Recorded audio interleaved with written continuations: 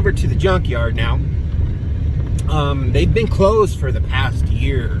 I know I tried to come once to see if they had some parts, and they weren't even letting anybody in. So I checked on the website. It says they're open.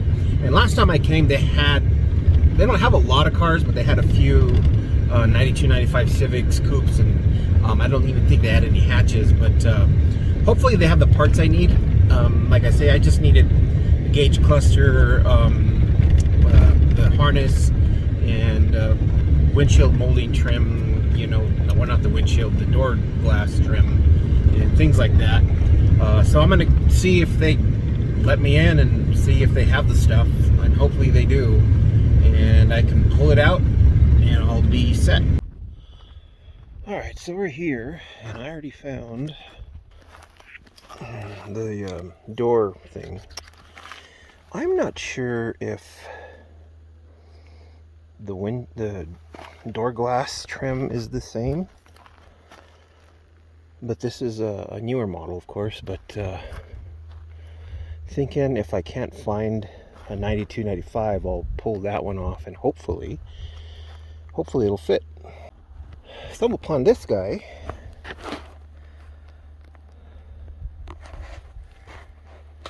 I might ask them how much they want for it, just for shits and giggles. It's a K20 A3 or A3. Only thing's gone is the trans, starter, intake manifold. Looks like a coil is gone. But other than that, everything else is there. Oh, there's the intake manifold right there. Wow, well boys, I think we got a winner. It's a coupe, I mean a sedan, but it looks like it has everything that I need. The interior is actually really clean. So I am going to go ahead and pull off the door panels, grab this trim, and pull off the, I know it's an automatic, but I can pull off the harness.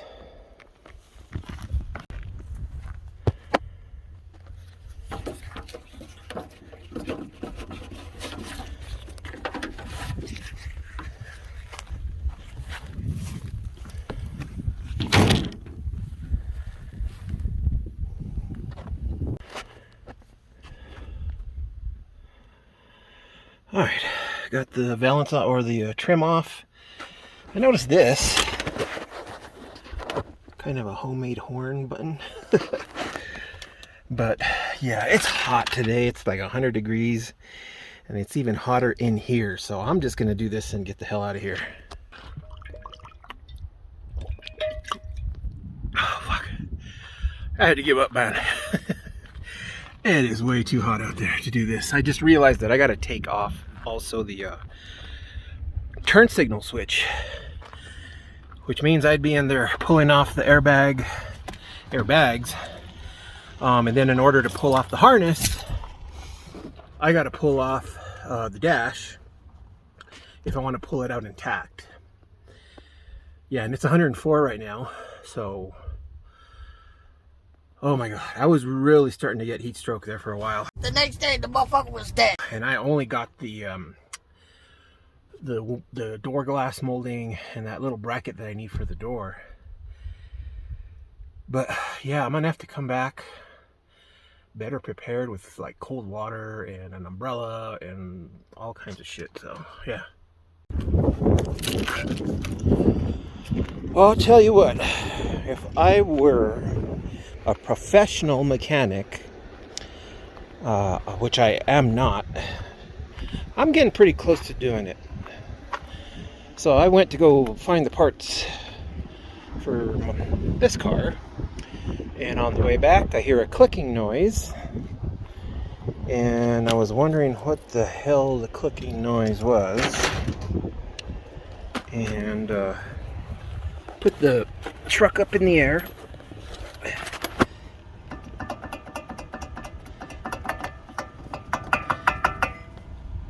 And I need a new hub.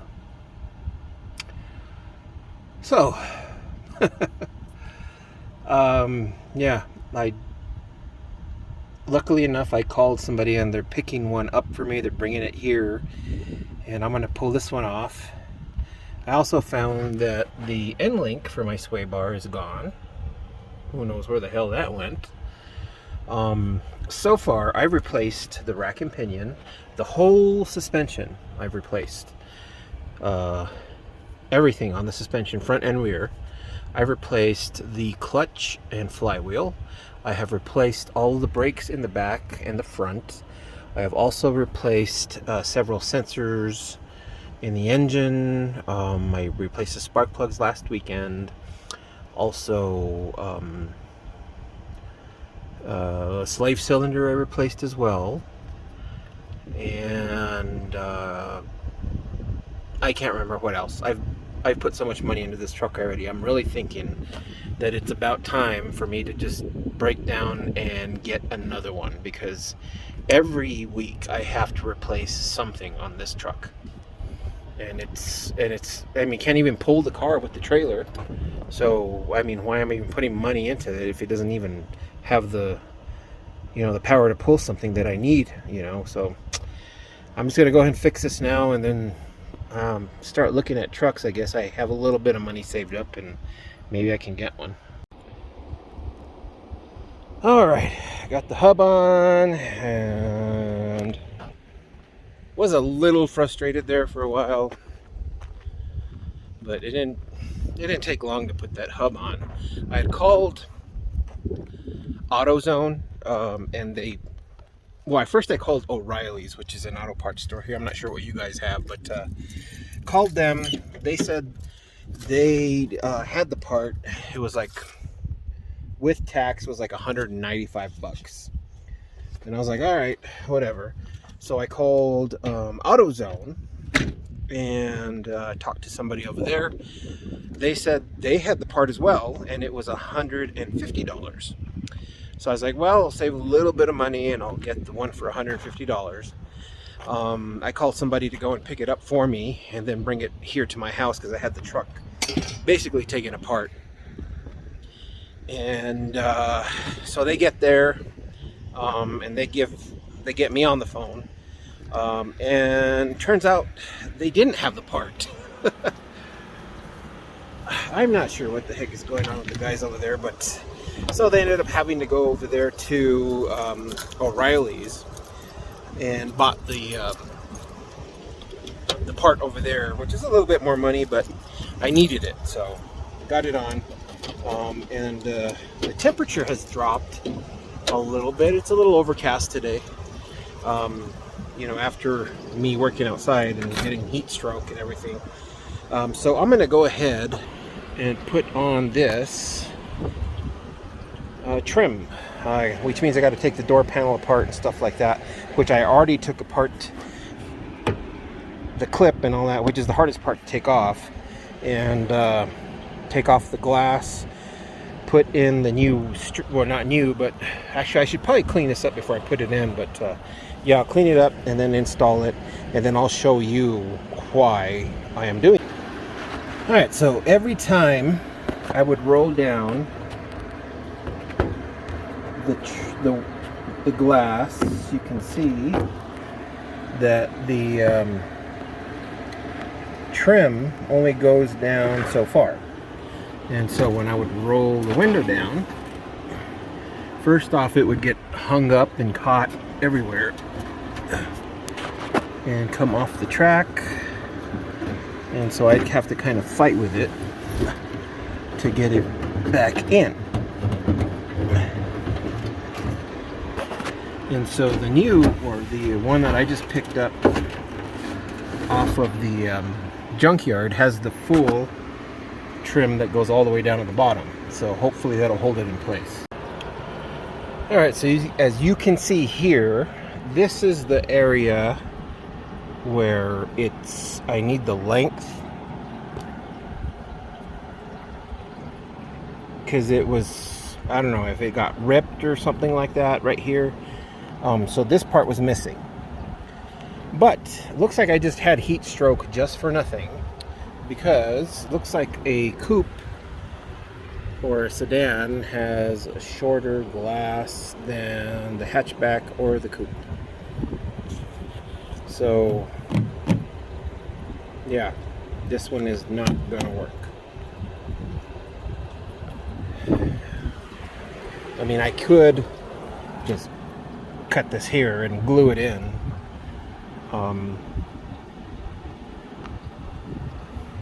Which I might just have to do, because it's like I didn't go through the whole junkyard, but all of the other cars that I saw there were 4 doors. I didn't see any 2 doors. Yeah, so yeah, it sucks. So I decided to come back here again the next day after it was 104 degrees or something like that. It was crazy. And it's overcast today, so which is good. I was able to finally take off the underdash harness and the turn signal switch, so I got that. So now I'm looking for the rubber door glass seal. I did find a 2-door EK, and they look similar, but the molding that I needed was ripped on the corner, so can't use that. And I got to be careful while I'm walking through here, because there are rattlesnakes, and usually if they haven't eaten, they will sound out and let you know that they are near, or that you are too close to them. So I'm just gonna kind of peruse the lot and see if I find anything. So I've been kind of walking around here looking for that 2-door, and the thing is, over here they don't put them in categories like all the imports and domestics and stuff like that. They just kind of have them all kind of mixed in. So every once in a while when I'm watching YouTube and I'm on Young Static's channel, I hear about how he is looking for the tables that go in the CRVs, and it's not something I was looking for, but I came upon one and I saw it, and I was like, hey, what the heck, I'll take it. So yeah, I found one, and we'll see how much they want for it, I guess. So I got all that stuff. I got the under dash harness. I ended up just getting that windshield. I keep calling it windshield molding for some reason, but it's the door glass seal. And also picked up the turn signals, and got the little picnic table deal, and figured, what the hey, maybe I can throw it, sell it on eBay or something like that. But I only paid $60 for all this stuff. So, and I checked on eBay to see how much those things go for, and the cheapest one I saw was $80 plus shipping, like $40 shipping, so like $150 or something like that. But yeah, so there was a couple other CRVs, but they didn't have the little tray in there. So but yeah, it looks like I got everything I need to hopefully connect the turn signals. And it looks like the sun has come back out, so it's yeah, the temperature rose back up. But it was nice doing all this in the overcast or the shade. So I got everything. Hopefully now I can finish the turn signals and all the other stuff I'm missing. Let's see. So this is the turn signal switch, or that I got from the junkyard yesterday, and me being the super genius that I am, I forgot to get the plugs for them. So I don't have the plugs that go in the back. Now I took off this side, which controls the windshield wipers, which I don't have anyways. So I just took them off, and I'll leave them off. But I tested all of the pins here because this lever actually controls the headlights as well. Now I have a separate button on the control panel for the headlight, so I don't need that one. So I was putting a tester, a meter on these 3 pins right here, and then moving this up and down to see which ones made contact. And one, it seems to be like the main power, and then one is power going out when you lift it up, and one is power on this bottom pin right here. You can see that when you hit the lever down. So basically, right here is in the neutral position where there's no power. You flip it up, power goes to this one, goes out to your flasher, your relay, and then goes to your lights, and so on with the same thing with the other one on the bottom. But like I say, I forgot the pin or the plug, and I'm not going to go back to get it.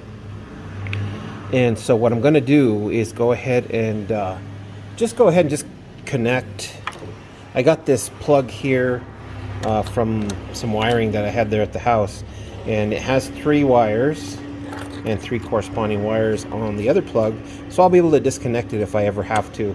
And what I'm going to do is just get some of these female blade type connectors that go inside there, solder them on the ends, and then they will be pretty much permanently attached to the 3 pins in there, and I'll be able to take them off here. Alright, there's the finished piece hooked up to the 3 little pins that are sticking out there. What I'll end up doing is check to see, make sure none of the pins are touching on the inside there with a meter, and if everything's good to go, then I can install this on the steering column, and then I can start wiring up that end to all of the flasher relays and to the power and to the lights and so on. Excuse the mess. I have the whole car taken apart right now, but I installed the lever for the turn signals, and I have the wiring, of course, like you just saw. And the way I tested it is I used the voltmeter or multimeter and put it on the continuity setting, which basically means it's showing when you're making contact. I'm trying to do this with one hand, so bear with me. So if you touch them on that setting, it makes a sound. And so I had the red as the main power supply.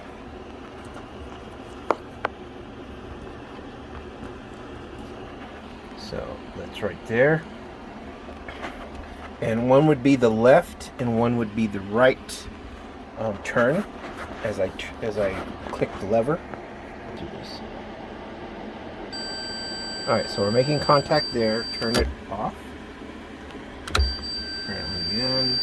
So that would be the right hand turn signal, which is the black wire. Now the other wire, which is the green wire, should be the left hand turn signal.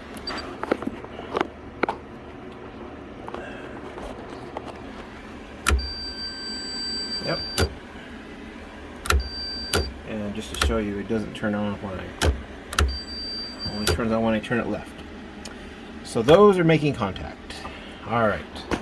So the next thing is to figure out how to wire the damn thing. Now, of course, I have this plug that'll go on here, so I can disconnect it if I have to. So I have the red wire, which is the main power wire, the black and green wires, which go connected to your relay, the flasher relay.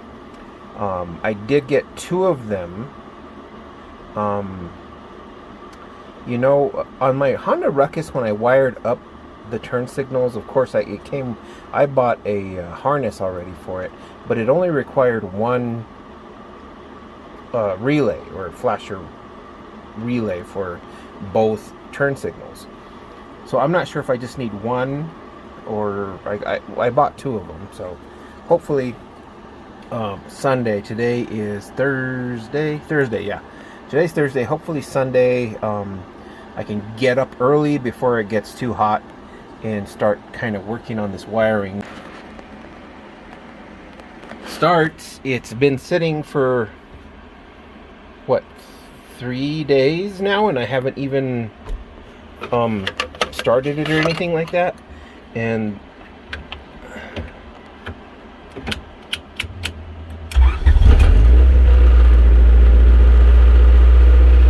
so yeah, so doing that wire, replacing that wire on the start button here worked. So something's going right. But like I say, Sunday, hopefully I can get up really early, just as the sun is coming out, and then I can go ahead and wire up the turn signals, and then figure out what I'm going to do with the gauge cluster. I started working on the wiring yesterday, kind of like just separating a lot of the wires that I didn't need. But as I was doing that, I ended up with 3 plugs, and I think I only have that big one that's back over there. And so I'm not sure exactly what all, just that one plug controls, which means I gotta go through the wiring diagrams and figure out what controls, number 1, speedometer, what controls the fuel gauge, which one controls the tach, and all the major things. I'm not going to be worried about like stuff like the check engine light and traction control system and SRS and all that other stuff. I'm just going with the basics. I do need to get an aftermarket meter for the battery, just to see how many volts are in there. So I'll have to hook that up manually. But again, I'm still doing the wiring process. I did say that I was going to get the car running by summer, and it's running now. It's all the kind of little tidbits here that I got to kind of figure out on how to get it all wired up correctly the first time, because I don't want to keep on going back and forth, wiring all this stuff. Of course, the harness, the engine start button, that wasn't my fault. That was already like that. So I just fixed whatever was wrong with it.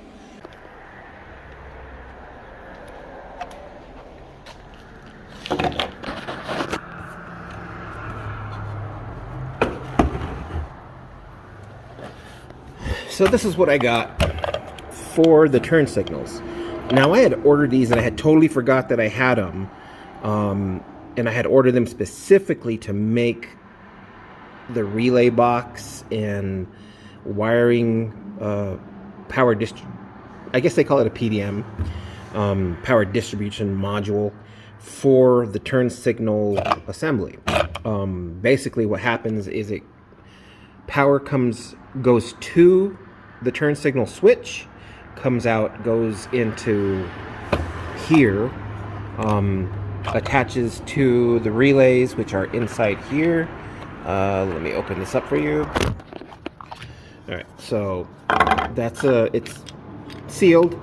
Inside here are 2 micro relays that'll connect to the left and right turn signals. Then right here on these 2 little openings right here, I'll have 2 fuses, and then from there goes out to the flasher relay, and then to the lights. These, I had ordered these to go along. This was like the last thing I was waiting for in order to do the wiring, and that was like these 2. Come on. All right. So these are just like seals that go on the wiring that go under here, and it kind of closes up the hole. That way the water doesn't get inside. Of course, these are the spade connections that go to those. These are just the extra retainers and clips. But yeah, so hopefully that's all I need to wire up the turn signals. But when I get a chance to do that, because I have been so busy with custom orders that I haven't had a chance to do anything else. Somebody came in and ordered this dining room table with the bench. Another customer ordered 2 nightstands that I just finished that I still need to put the finish on. And then also ordered for that dining room table 4 chairs. Today I have to finish the armchair, which I pretty much already have finished. I just got to make the arms and supports, and that one's done. And then figure out what they want as far as stains goes and what type of cover they want on the seat cushions. And then after that, I have to make another dining room table just about this size. But yeah, with a really, really heavy duty base. So I got that, and then yesterday I got another custom order for a couple of shelves. So I'm going to take tomorrow off, which is Thursday. There's a concert that I bought tickets to, but you know, and it doesn't start till 8. But I think I'm just going to go ahead and take the whole day off, because like I say, I've been at it for almost like 3 weeks now, going straight, no days off, and I definitely need to rest.